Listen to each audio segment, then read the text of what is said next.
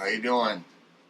I'm doing good. How about yourself? I'm good. Thank you for doing this for me. I've talked to you several times over the last couple of years, and you've always been really nice and very kind, and I sincerely appreciate that. Not a problem, John. Not a problem. I know you have limited time, so I just want to get right into it with you. Okay. You taught over at Musicians Institute when it basically first started, correct? Well, yeah, I went there in March of 1978 is when I started there, graduated a year later. At that time, it was only a year course, and it was just the Guitar Institute. They were just starting up the BIT, the Bass Institute of Technology, and at that time. But so when I was going there, they were still basically writing the curriculum for the school. They didn't have it all together. And so I thought it was really interesting because it was the very beginning of it. And they were still learning how to arrange classes and everything. And so I was a part of that very beginning adventure for the school and for myself, so it was quite the experience. So, and then you became a teacher there? Is that? No, not a teacher, not a teacher there, but I did do, some seminars there. And then but basically I started teaching on my own. And of course I wrote my book, while I was there, during 1978, I wrote the book. And, after I graduated in 1979, just like a couple of weeks afterwards, I got the book. Yeah. I got the book published like right away. So that was a very interesting adventure as well, because when I played at the graduation ceremony, right at the end of the year, it was Tommy Tedesco, who's known as the great, he played on everything in the 50s and 60s. He was the television guy and the movie guy. He played on so many things. It's just, what an incredible player he was. He saw me play, and he was good friends with Howard Roberts, who actually wrote most all the curriculum for the school. Howard Roberts is also a famous guy for his teaching techniques or for being a jazz guitarist that broke a lot of boundaries as well. Oh. And so they asked me when I got done playing, because I played with that whole two-handed technique, and it was all 8 fingers playing these different melodies and doubling up on arpeggios and all that. And they said, can we bring you into our publisher? Do you think you could write a book? And I said, I've got enough for 3 books right now, because I wrote down everything I was doing, everything they were teaching there, like all the pentatonic scales, all the regular scales, and diminished scales and all that, plus all the arpeggios, the triads, the chord inversions, all these kind of things. I wrote them down two-handed. You know what I mean? So I had a place for my left hand, part of the scale, and then another part of the scale with my right hand. What's that? I would love to check that out. Yeah, I mean, I'm re-releasing it. It went out with Zedenic Publications, and then it was with Warner Brothers, and then Bell Windmills. So it kind of made its way around a little bit. And then I released my second and third books in 1987. And so they definitely got circulated around. But like I said, I'm re-releasing them this year. And but anyway, that was quite the experience for me. I dedicated myself so heavily that year that I was going there. And what I realized was that that's really good for a musician to do, is really hone in on their craft, of course. Yeah. But the other thing is that one of the reasons I started playing that technique is because at the time, I'd only heard, like Harvey Mandel doing it and Steve Hackett, because, Van Halen wasn't even out yet. I had my book written before I'd heard them on the radio, So I heard Eddie sing, and I went, "Oh, great, he's got it. It sounds really cool. What he's doing with it." And he just had a great sound. But the main guy, when I was the first part of when I was going to the Guitar Institute, the main guy that inspired me was Emmett Chapman, the inventor of the Chapman stick. Yep. And when he did the clinic, then I really got into it. I was already into it, but then when he did that clinic, on the stick, and then after the clinic, I said, he mentioned during the clinic that he started out on guitar. So I said, can you show me a couple of things on guitar? And he says, yeah, here's like A minor pentatonic right here, right? And then he says, you play another part of the A minor pentatonic right here. And he just went, and I just went, wow, that's it. That's the key right there. But my point is that I was looking for something different to play. I mean, at the time, the Guitar Institute was just a jazz school. But I wanted to, I hear all these great, it's like the best guitar players in the world were in LA at that time, during the 70s and into the 80s. It was everybody was flocking there from around the world. I mean, so you had heavy competition, even though I don't look at it as competition. I always look at it like, be your own creative force. Don't try to be like somebody else. Like, don't try to copy them. Now, this is another point that I was going to say is that being original, it's good to like take, lessons from one person. But if you can take, like say, study with somebody for like 6 months and then go to another teacher, but you don't really have to do that anymore because it's hard to find, like in a certain area, in a certain radius from where you live, it's difficult to find all those teachers, the different types of teachers, like even you should take from a jazz teacher. I learned all jazz stuff, so it was a completely different thing from the typical rock and roll lessons. And so anyway, but now online, you have all these people that are teaching you everything. And I see these guys all the time demonstrating these different chordal things. I'm thinking, God, this is like stuff that I wrote down, decades ago. I mean, but they're showing it, on YouTube, and I'm just going, that's cool, and on TikTok. And I thought that's so cool because I have stacks of papers with all these very similar, kind of chord progressions. And so I thought, the best thing for these aspiring artists to do is to learn these different chord progressions. Just don't play the root and the fifth, the power chords for everything. I mean, of course you want that, you know what I mean? But you want to also be able to have the dynamics of, being able to throw in a lot of different influences in there. And that's why I would say to my students, I'd say, don't follow one particular band. Listen to a variety of bands and a variety of music, and learn from many different sources as you can. And I tell them, write what you feel. I mean, sure, you like this band, but there already is that band. You know what I mean? They already have their footing in that. What you have to do is find your own style, and play from the heart. Play whatever you feel inside. That's what you should be writing. You shouldn't be writing anything that's of a particular genre if it's not exactly you. And always remember, if you learn how to play different songs and stuff like that, that's a good thing. But then if you stay in that particular genre, well, what is your own writing going to be like? You know what I mean? Is it going to sound just like them? Because that's already been done. And by the time you learn it and you want to bring it to the audience, it might already be passé. You see, now I use this with my students. I've always used, I say, listen to Genesis, Emerson, Lake and Palmer, Led Zeppelin, Pink Floyd. I said, these guys were way outside of the regular boundaries set up. They didn't care how long the songs were. They blended one song into the next, and they weren't trying to make hits. They weren't trying to make radio-friendly songs. They were doing it because it's what they felt, and that's it. In fact, like Pink Floyd and Led Zeppelin, they didn't even do interviews. They just weren't interested in that. I remember Jimmy Page once saying, he said, look, if you want to do an interview, just listen to the music. That's all I have to say. And I thought, that's brilliant.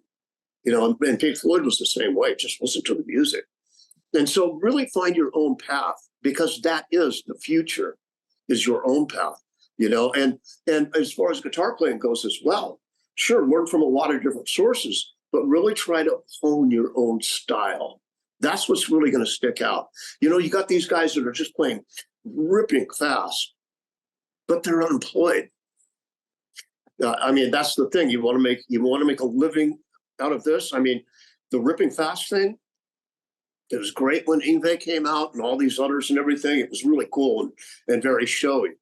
But the thing is that I like to hear melodic solos. I like more simpler, more melodic solos. I think one of the biggest reasons why I turned up the radio, the solo on that was such a success, was because of the fact that I spent, as I've said before, it just came out in the Guitar World magazine article too, interview that I did. I was talking about it, but I spent 5 8-hour days working on that solo, and when we were writing the song, I had the guys, the rest of the guys in the band, I said, let's go from the key of G. Let's move it up to A for this. And then I played A Mixolydian. And so what I did is I wrote, and then it went back to E minor at the end of the song for the chorus.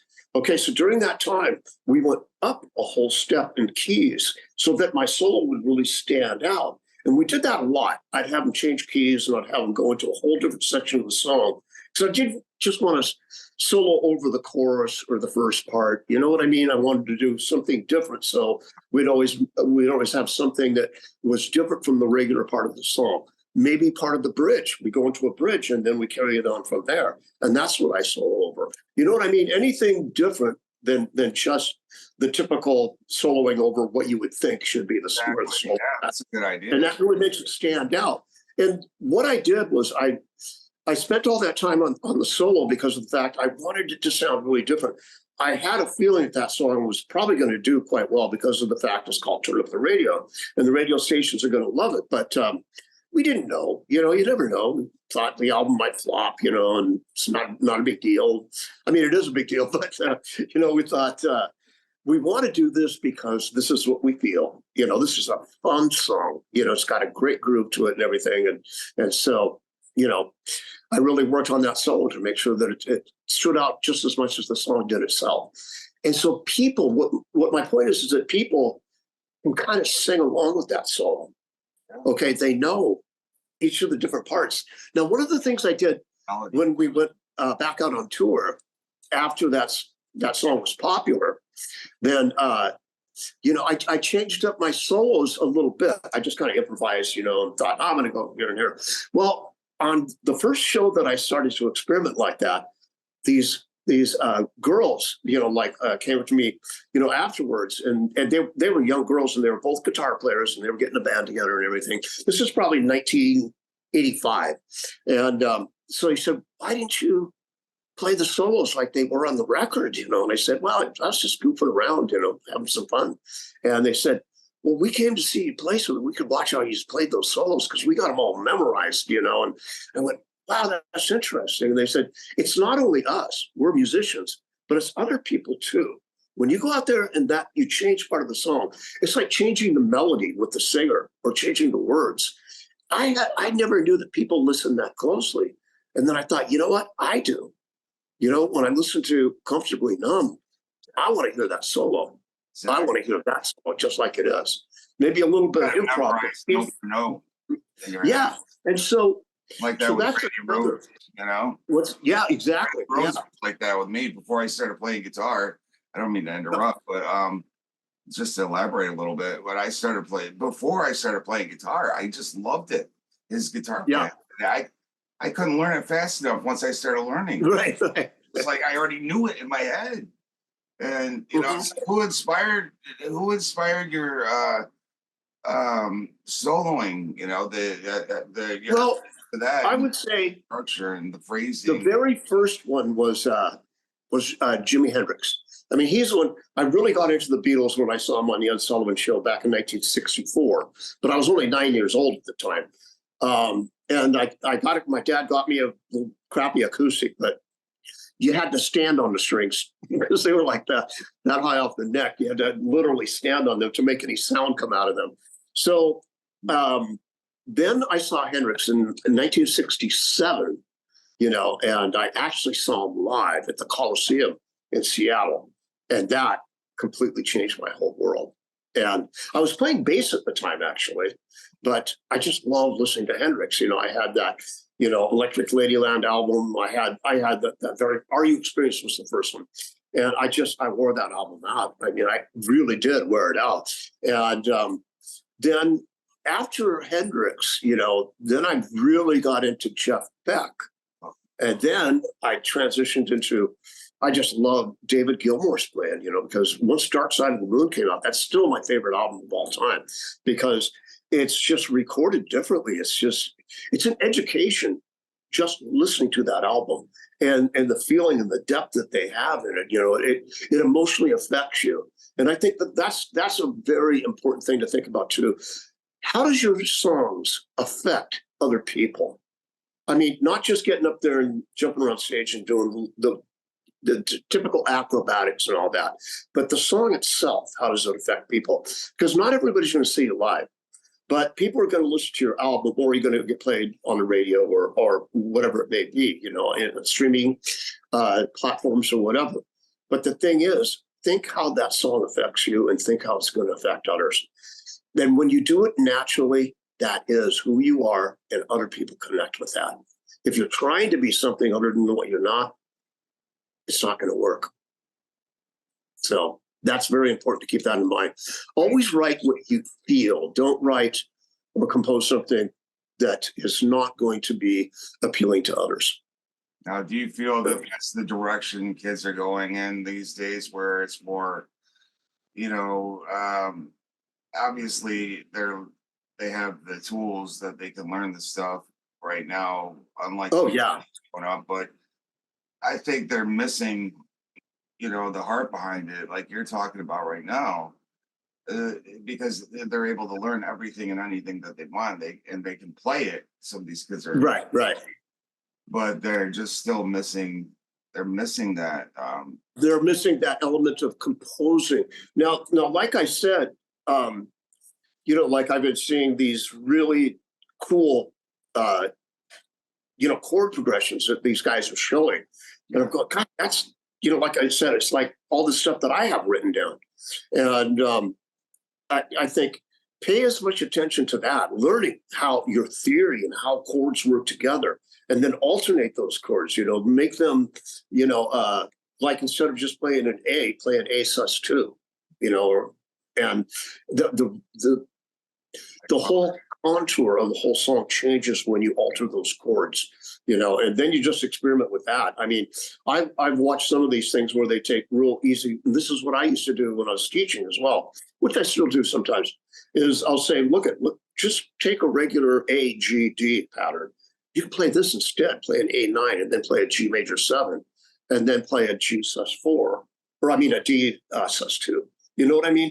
And it just totally enriches the sound, or a D major 7, whatever, you know, whatever you want to do, just don't play the regular chords, because that's already been done millions of times, you know. So you find other places on the neck to play those chords and alter them. You know, there's all kinds of things that you can do. Experiment with it. But the main thing is that just being able to have that imagination to go into these different areas that you don't normally hear. Now, another thing is this, is that these guys are striving, they're playing in their rooms, and they're just trying to play as fast as they possibly can. Well, how much of that do you hear in streaming or on the radio or in movies or television or games? You know, there's just not that much of it. It has time, which is great. I mean, playing fast is great, but that's not what people are going to remember. You know, just those notes go by so quickly. And David Gilmour from Pink Floyd, he once said, he said, look, and if I can't sing the notes that I'm playing, then I'm playing too fast. He says, I can't play fast anyway. So so that's what I kind of have to do. But he says that all the guitar players that he listened to, he loved to be able to sing the guitar parts, you know, and that made a lot of sense to me. You could actually sing most all of his guitar solos, and people memorize them because they're so melodic. I mean, look at the most listened to solo ever is, you know, Comfortably Numb. And you think, okay, it's a pretty simple solo. It's in B minor. It's mostly all pentatonic with a little bit of Dorian mixed in. Okay. And you think that's brilliant. Just the way he plays those 5 notes in different octaves, you know, it's pretty amazing. That's great. And that is great advice. Yeah, absolutely. I thought of it like that, but it's very, very important. It really is. You see, you can hear that, you know, that da da da da da da da, like in The Wall.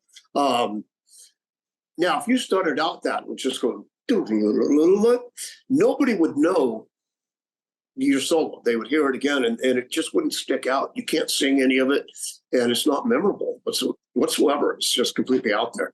So like I mentioned earlier, I said it's important to be able to have that, ability to play fast, and to get that down because it really does sound cool. I play the two-handed stuff and I throw out some really, quick riffs and everything, and it adds to the dynamics of it, especially in the solo. If you let it rip into that solo, oh yeah, that's cool. But just remember, keep that melodic sense in there. That's very important. And play from the heart. Like I said, always write what you feel. What I did when I went to the Guitar Institute, I stopped listening to everybody. All guitar players, I stopped listening to music. All I did, the last guy I listened to in 1978 was Alan Holsworth. And he's actually the last guitar player I ever listened to as far as learning stuff from. And that's when I was going to the Guitar Institute because they had that album with Jean-Luc Ponty, Enigmatic Ocean, which him and Steve Hackett played on that, which is just amazing. Steve Hackett from Genesis. Yeah. And then he also did that album with UK, the band UK, with Bill Bruford on drums and all that. Just, Tony Levin on bass. And it's just like the superheroes of English progressive rock. And so basically I wore those tapes out because I was so into that. But that's the last one. I said, that's it. I'm done listening to guitar players. And so I've never learned anything directly from a guitar player since then, because I figured this is the time. I have the tools now, which is I have the theory now to work with. I know what these guys are doing. It's just a matter of how I interpret it and how I take that theory and I make it my own thing. And that's what was more important to me, was just to have my own style, not to be super flashy or anything like that. I don't look at myself like that anyway. I look at myself just more of a melodic player. And I like the way that comes across more because that's the type of guitar players that I listen to. Now when I hear a solo, it's nice and melodic and really says something in the solo. And that's another thing that I want to pay attention to is that I compose all of my solos. It's just like writing lyrics for a song. You don't write the same lyrics. You don't write the same melody line. I compose it, and it takes me a long time to go over those 16 bars and create something that's really interesting. You know what I mean? And you look at all the great solos, most of them are not just improvised. They do it, they don't just do it off the cuff. They play it over and over again and they practice it. Steve Vai says all the solos are composed, and I like that ditto. That's the way to do it. Yeah. Same thing with Joe Dior or Joe Satriani, they compose their solos, and Steve Vai plays them, all of his solos that he's ever recorded, exactly note for note. And that's a big thing with him. And I thought that's really cool. When I heard that years later, that he said that, and I thought, that's exactly the way that I play, compose those solos. And so keep that in mind. That's a very good thing is, change up your sound a little bit too. Make it a little bit different on this one, and expand your sound, expand your dynamics. Can I ask you a question relating to that? Now, when you're composing a solo, do you just continuously play over that 16 bars until you start getting a good feel for the song, and then you'll take bits and pieces as you continue to do that, and then you'll start constructing a solo from that? Or how do you approach it? Because that's what I'll okay, well that's really easy, and I'm glad you brought that up, because what I do in rehearsal is I'd have a recorder in there, and I would say, okay, guys, let's play up through the chorus or whatever part it may be. Let's play through that into the section where I'm going to be doing my solo. Okay, then I would drop out playing because I'm going to put a solo there. And so they would just keep playing, the drums and the rhythm guitar and the bass and the keyboards. And then I would just drop out of it. Then I'd come back in when the chorus started or bridge, whatever it may be, and I'd come back in on that part. So then I'd be able to take that recording home and I'd just be able to listen to that. I just had to record, or play so I could record just a few bars before the solo came in, like about 4 bars, and then play another 4 bars after the solo, so that I could actually take that chunk right there, and bring it home and listen to it over and over again. Here's another thing, is I've never composed a solo with my guitar in my hands. So It was all up there. Never. And I would listen to it over and over again, that section. And then that way, with the guitar in my hands, this is what I found out. I start playing the same stuff. Okay, the same things that are like the typical, my little nuances that I play and everything. And so listening or doing it without a guitar in my hands, this is what would happen. It was my imagination. And then I'd have to figure out what I'm hearing in my head. So I'd listen to it and I go, oh, wow, that's really cool right there. And so then I'd grab my guitar and I'd figure out what I'm hearing. And then I'd go, oh, great. Okay, got it. Now I'd record that part with the music, that I recorded in rehearsal. Yeah. And then I'd listen to it and I'd go, okay, so now this is a great intro into the solo. And then it would just stop. And then I'd listen to it and I'd think, what's a good part after that?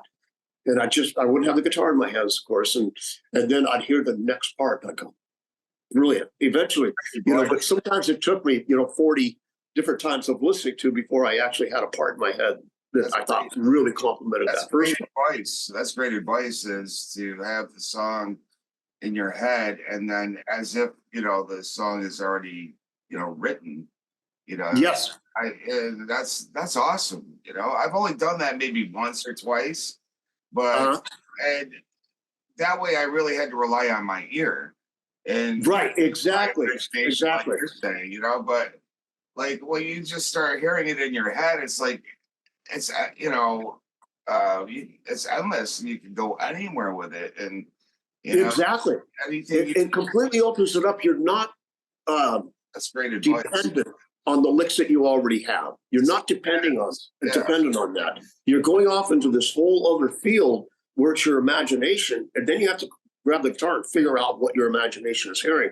And what it does is it takes you into a completely different area, into areas that you never would have even thought of if that guitar was in your hand. That's great advice. And so I did that with all my solos. I would listen to the rhythm part, and then I'd figure out different things sometimes, like I said, you'd have to listen to it like 30, 40 times before you even get the first part. But you know what? That way, that you're writing a completely different solo for that song, and it's something that is written for that song.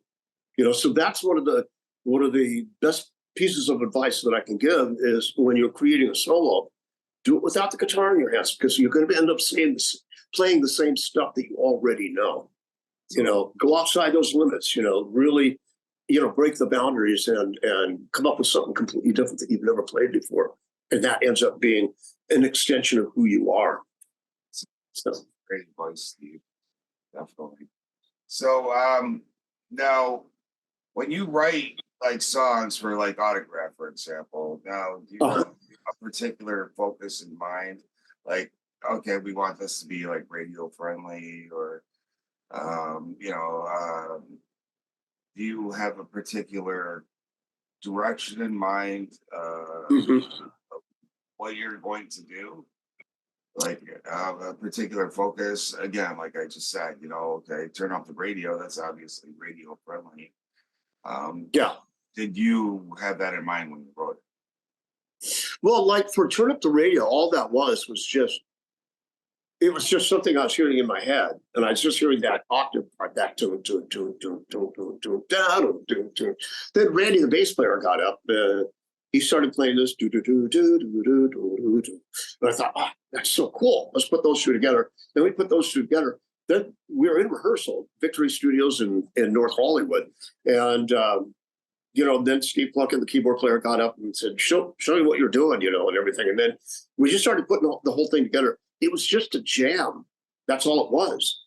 And so we ended up just writing that together on the spot. It took about maybe a half hour to write all the music to it, because if you listen to it, it's really pretty simple. It's just those octave G's, and then we have that riff in there.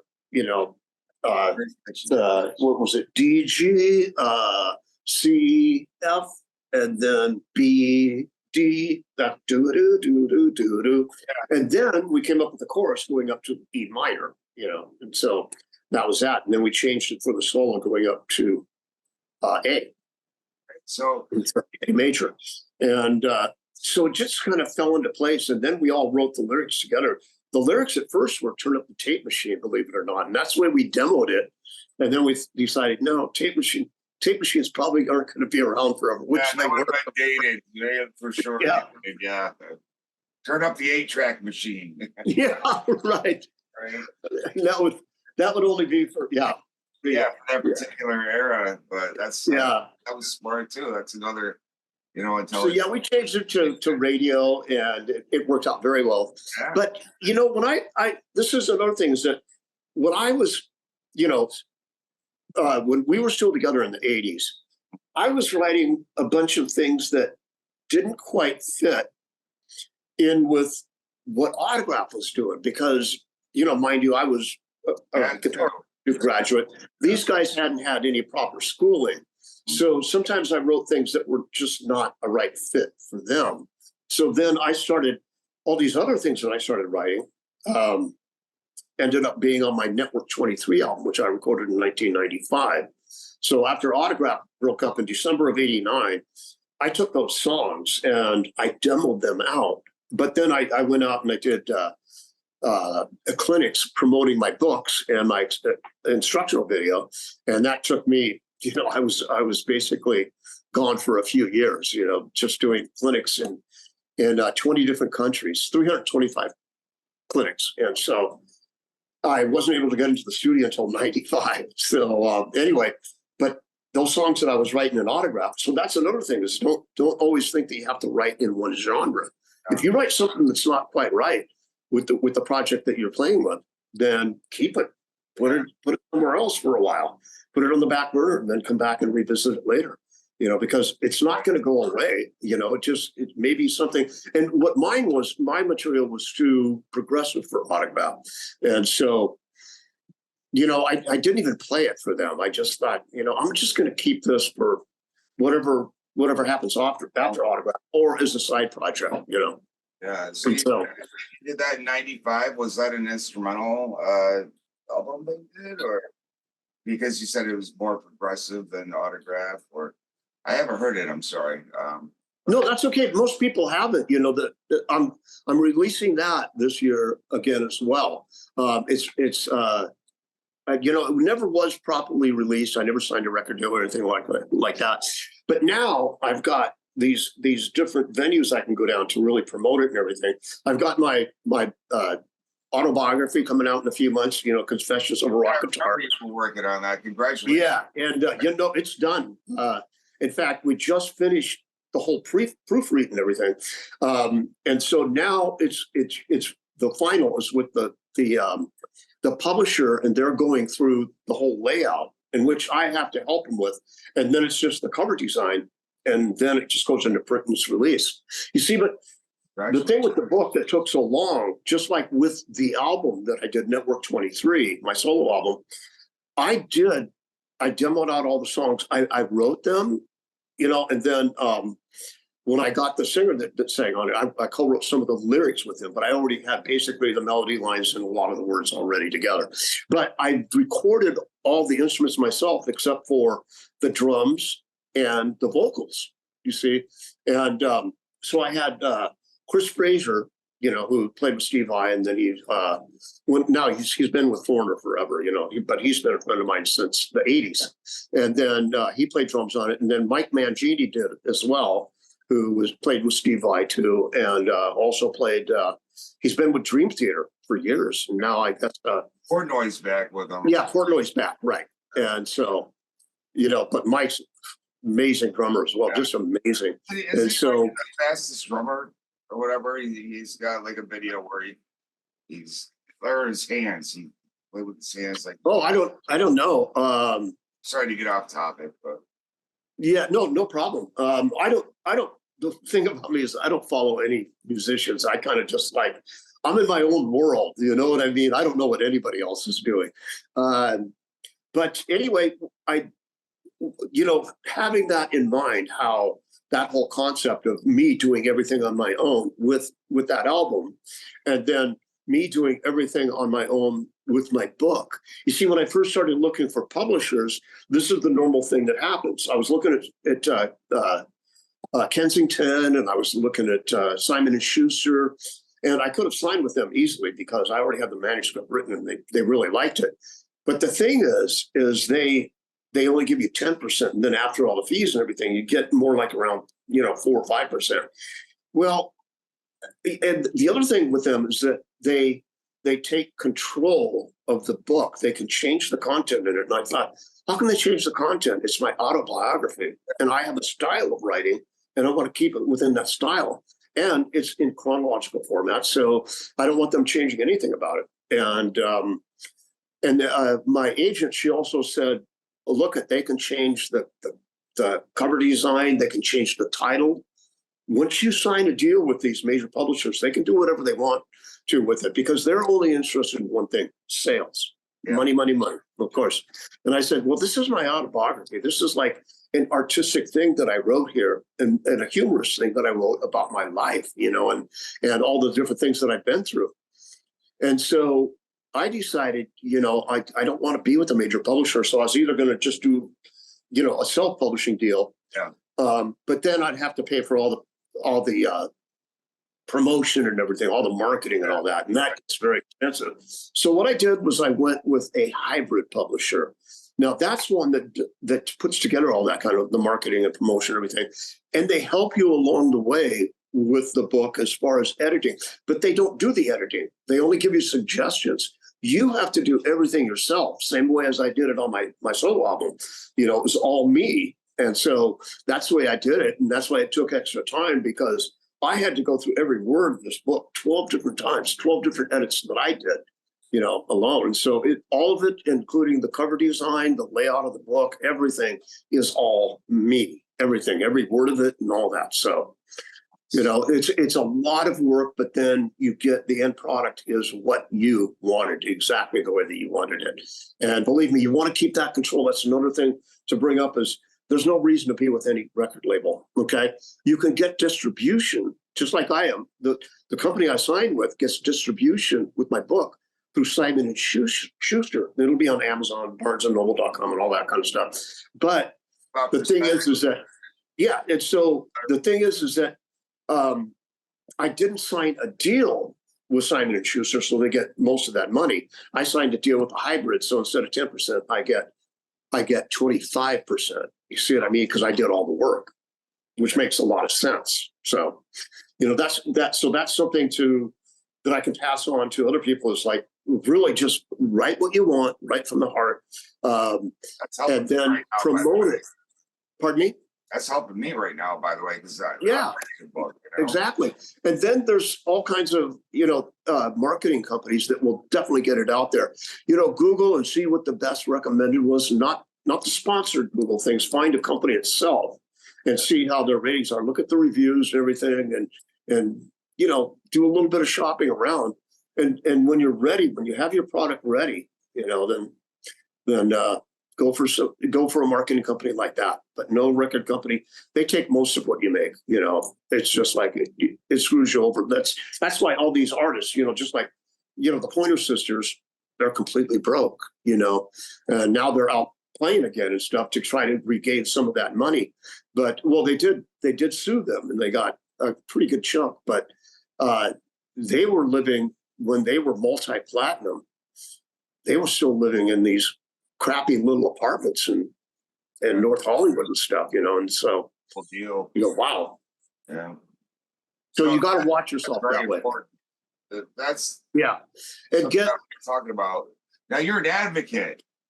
You said yes. This was signed up as right. An advocate or something. And so what I'm kind of like a liaison. People can go to me and ask me, like, I'm going to have my lynchlicks.com site up again. It's still up, but I'm going to make it so that people can communicate with me, and then whatever they want, whatever particular thing they want, like say for instance they want to copyright their songs, like, okay, here it is, www.boom, and there it is. It takes you right there and explains it to you exactly one step at a time.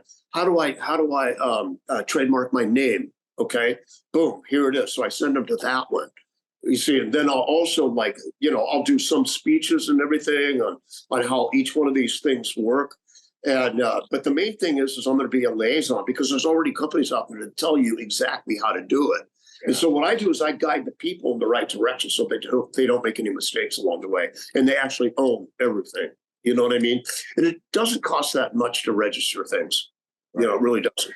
No. But if you have, like, say, for instance, like a name, a trademark, and a logo, that's 3 different things you have to register. That's what most people don't realize. You know, it's the name, trademark, and logo. So there's 3. You know, it's not just one. That doesn't cover it all. Now, can I ask you, now, since you're an advocate or whatever now, are you going to be making your services available as far as for, like, if they need some advice, then do you have like anything set up to where they would do like a monthly membership with you, or how's that No, nothing like that, because what work? like what I was just saying is that I will talk to people about it, and I will let them know the best route to go. But the main thing is pointing them. There's so many companies out there for each different thing, and I've already done the research for each different company, and it's all online. It tells you exactly what you need to do, and it has the link to the government office where you just do it online. Right. You see what I mean? I That's can't right. give them all of That's that right. in a discussion. Is that through your website that's going to be offered? Yeah, it'll be on my webpage. It'll also have links on Facebook and Instagram and on social media, so that people will be able to reach it through there. Are you offering these services for free, or is it? Yeah, it's just information that there's no money to be gained on that. I just want to share the information. Let people protect themselves. That's all it is.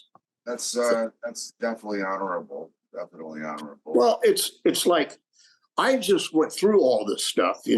I knew about it before, back in the 80s, because we had to do all that stuff. But now it's changed. And so now I'm more up to date because I've done all this reading on how to do each different thing, as far as songs and copyrighting the name and logos and trademarks and all that kind of stuff. And so now I've got all the links, and I've read all these different links and gone onto these sites and really read in depth of what each person needs to do. So what's important for me to do is get that information out to as many people as possible. And the best way to do that is give them direct access to those links so that they can read up and they can see exactly, because they break it down. It's very simple. You got to do this, then you do this, then you do this. And here's the link to fill out. And you pay this amount, and it's registered. And it's got to be registered with the government. You can't go to these sites that are privately owned. That doesn't work that way. So the sites that I'm giving, they're actually affiliated with the Library of Congress and everything. So it's actually really affiliated. Yeah. Copyright. You're doing it through right. Through DC. Yeah.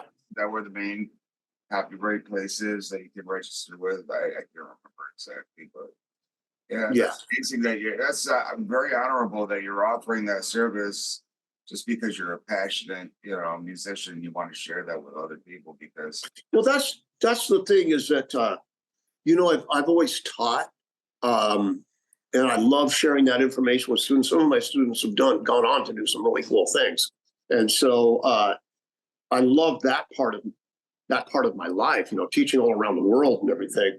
But I look at it like, I put a lot of time into learning these different things. So why not just share this theory, songwriting, how to register things properly, all of that, why not just share all that? And I look at it, I've always looked at myself as being a musician. I've never looked at myself as being a rock star. I just look at myself like, I'm a guitarist. I went to the Guitar Institute of Technology. I studied, you know what I mean? The rock star thing I didn't even really think about it.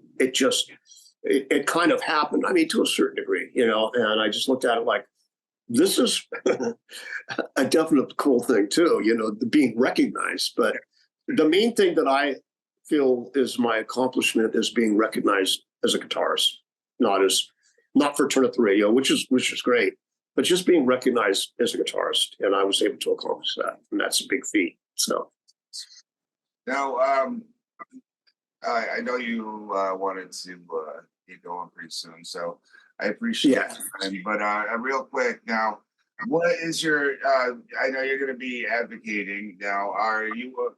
You said you're going to be releasing something, re-releasing something. Is that going to be remastered as well? And also, one more is. Yeah, they're going to be remastered.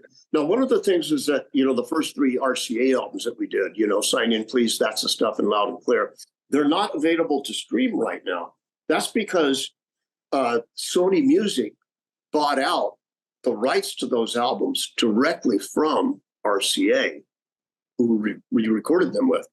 Sony bought them out, and now Sony has 200 bands that they did this with, not just with RCA, but other labels as well. And so we're in the holding pattern because we're waiting for those to be released. It's been 2 years now. So they have to pay for all the damages for not streaming for 2 years, okay? They have to pay those damages to each one of these bands. Now, if you look at that, even if it's like, say, 200 or 300 grand for each different one, it's nothing. Like say 12 million is nothing to Sony. You know what I mean? But we're just getting together the details right now, and I'm in connection with the guy that actually does that. So as soon as that happens, I'll get a chunk of money, and then I'll be able to have it streaming. But I want to do it remastered. I want to remaster my solo album. And any future work that I'm going to do, which is after I do the book tour, of course. Then I'm going to get into that. And there's a good possibility. I'm really thinking about doing a version of Autograph maybe later on this year, but it would have to wait until then, once I'm done with all this other stuff, because I just don't have time to go out and play shows right now. And so that's where everything stands right now. And then I want to do new music as well, which I already have a ton of songs that I've already written that I can even do an album right now. So. Now, you said, doesn't your wife play or sing or something? You guys were collaborating on something together? Oh, no, that was a girlfriend that I had. That it would have nothing to do with her. No, okay. That was just, that was fun. Me. I had to leave the group from touring in 2019. So it was July or August of 2019, because I had carpal problems again. And so they were pretty severe. My hands were cramping up on stage, and to the point where it was becoming extremely painful. And they'd cramp up to the point where my fingers weren't moving. And I talked to my hand specialist about it. He said, "You've got to stop playing. You've got to stop playing. You got to take some time off." Because I wouldn't just get up on stage and play. I would practice for multiple hours every day, to get up on stage and play, as best I could, and I've always done that. And I've had problems throughout my life, with carpal tunnel. Ever since I went to the Guitar Institute of Technology in 1978, I've had problems with that. And I've had 2 operations on each hand. So, it's one of those things that you just have to deal with. But what I did is I used that. I was thinking about doing some things with her, but then of course that just completely fell apart. But that's not the reason I left. It had nothing to do with that. It was my carpal tunnel. It was doctor's orders. That was it. I'm dealing with nerve damage to my elbow right now. And yeah. I can't play, Yeah. When I try to play, it's so painful, So right. Rather than push myself, like you're saying, I've had to take a break, Yeah, because my doctor basically said, if you keep doing this, you're going to lose a lot of control of your hands later on. You're at that beginning point of developing arthritis. He says you can avoid this if you keep on the good diet, which I am, and if you just don't force yourself to play. And when I play, I play really, really hard. I pick hard and I play hard. So lately I've been practicing where I'm playing much lighter, picking much lighter, tapping lighter, everything, so so it does help out. I'm using a lighter gauge string, and so that helps. All those things kind of come into play. But the main thing is now I'm back, and I can play again. That's no problem. I have been for a long time, but it's a matter of timing, so, but I look forward to that. I'll always be a guitar player, of course. That's just what I am. Now, for the carpal tunnel, Steve, you say you're playing again. Did you, real quick, did you have particular exercises that your doctor suggested to you to help with that, or did you have the operation you were talking about? What has helped you to be able to play again? Yes. Carpal tunnel. What helped you? What has helped you? What have you been doing to get to the point? What else? What have you been doing to where now you can play again? What helped you to get to the point where you can? Oh, just basically playing much lighter. That really helped out, and then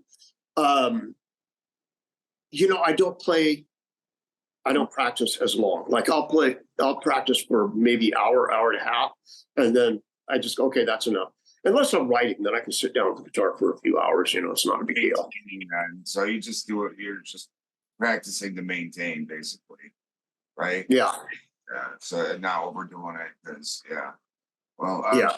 Steve, I know you got to get going, and I got it. I got an appointment in like 10 minutes, so I got to go. Thanks, buddy. Thank you, man.